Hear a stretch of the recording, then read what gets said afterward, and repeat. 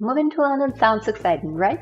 But what about the costs? Today I'm breaking down exactly how much I spent moving to London with my family and sharing some money saving tips to help you along the way. Whether you're planning to move soon or just curious, stay tuned for a detailed breakdown.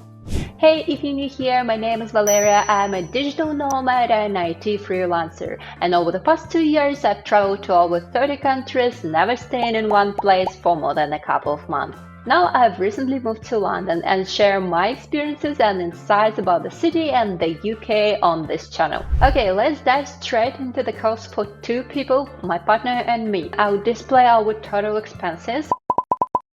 If you're new to my channel, you might not know that I spent quite a bit of time preparing my documents before applying for the Global Talent Visa. This type of visa allows foreigners to stay here for up to 5 years, live, study, work, and do almost anything you want within reasonable limitations, of course, and then apply for indefinite leave to remain, which can eventually lead to citizenship. I have a video on my channel where I share my detailed journey of preparing for this visa. Feel free to check it out if this is relevant for you. First things first, I needed certified translations of various screenshots of my professional activities translated into English if they were in another language. So to translate all our documents into English cost me £100. Once my professional documents were ready, I applied for the stage 1 of this visa to get the endorsement. It costs £716 per person, total £524 for the endorsement and £192 for the stage 2 when you apply documents for the visa itself, once you get endorsement. So for both of us, that was £1,432. We applied in the beginning of 2024, so now prices are the same for these stages, and that's good news. The next expense was the biggest for us. This is a sort of insurance fee for medical services that you are obliged to pay per each person per each year. As of January 2024, it costs $624 per person per year. Since we applied for 5 years and 2 people, that totaled £6,240. And yes, we were lucky to apply before the rate increased to £1,035 per year, which happened at the beginning of February.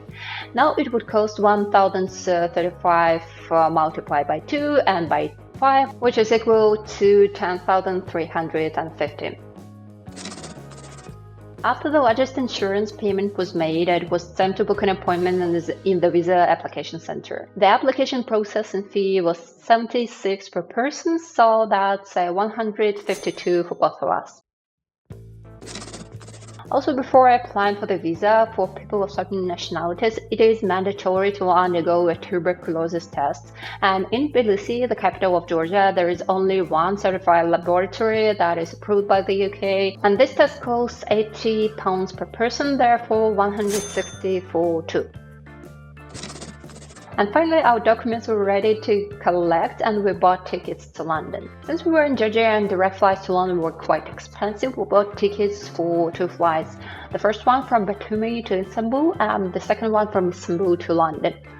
We also added 2 extra pieces of luggage and the total cost was $254. When you move to London or any other city, you need temporary accommodation where you can stay while searching for a long-term apartment.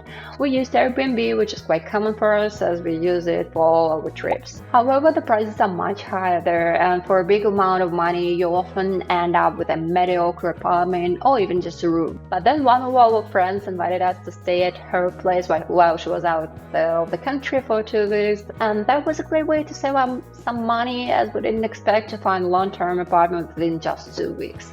However, if we had been renting on an Airbnb, it would have cost us around £1,200 for a room. The next one is mobile phones.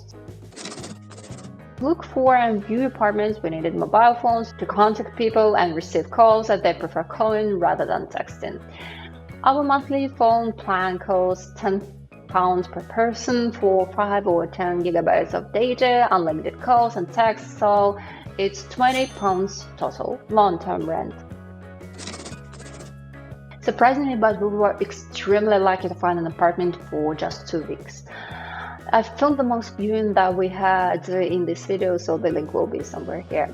Our monthly rent is 1,950 plus a deposit of the same amount, and some landlords require 12-month rent up front if you lack a rental history, which could mean 23,400 upfront. And since we don't have a rental history here, we were given two options: either pay the full rent up front or to find a UK-based guarantor with a sufficient enough income who can assure the apartment complex management that we are able to pay. The guarantor would take on all the risks. We viewed 7 apartments, and if we'd only taken buses, it would have cost like £50 or £3.6 per one person round trip per one viewing, but we often used the tube, which was more expensive.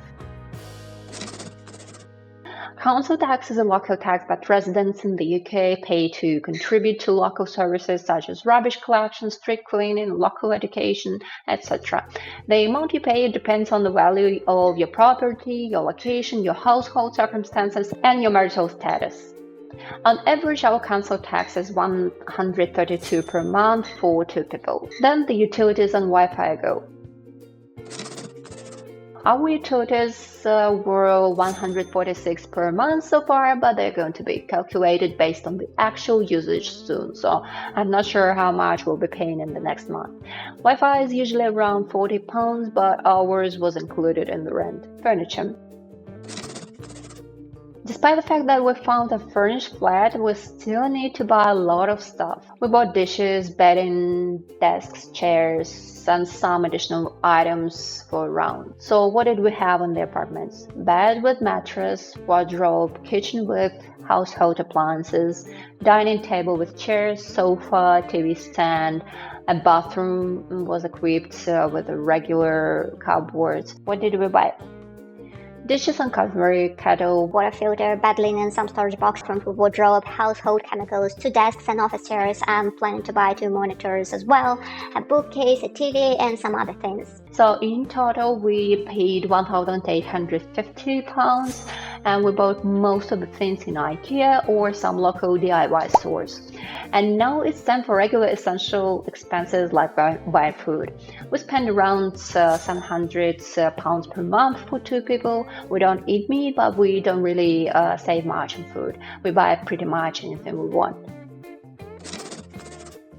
We spend at least £50 per outing, but this is optional as eating out in London is really expensive. Alright, this is mostly it. Our major expenses that we needed to cover to move here and live here for the past 2 months.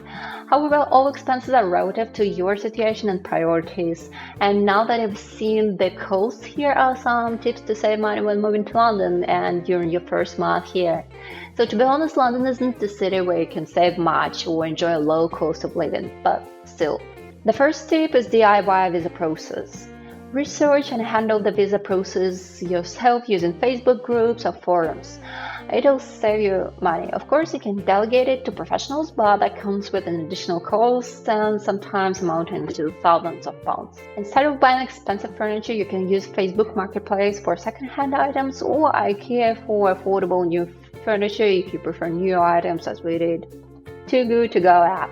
This app offers leftover food from restaurants at up to 50% off, reducing waste and saving you money. It's a good deal for both sides, the clients and the cafes. What is more, it's really tasty and can cost you even less than to buy groceries for a dinner. Long-term rentals. Long-term leases are often cheaper and better quality than short-term options. Look for contracts with flexible break clauses, but living in an Airbnb apartment can cost a fortune. It doesn't compare with a long-term accommodation by price and quality. Travel during off-peak hours. Avoid peak travel times to save on transport costs, especially if you don't work in an office and you don't need to commute on a daily basis at the same time. I work from home, so I can wait for a couple of hours until off-peak hours and go wherever I want. Prioritize essentials. Focus only on necessary expenses during your first weeks and month. Non-essentials can really wait. Moving to London can be expensive, but with planning and a few smart choices, you can save at least some amount of money. And if you're thinking about making the move, I hope this breakdown helps you prepare. Thanks for watching and see you in my next videos. Bye!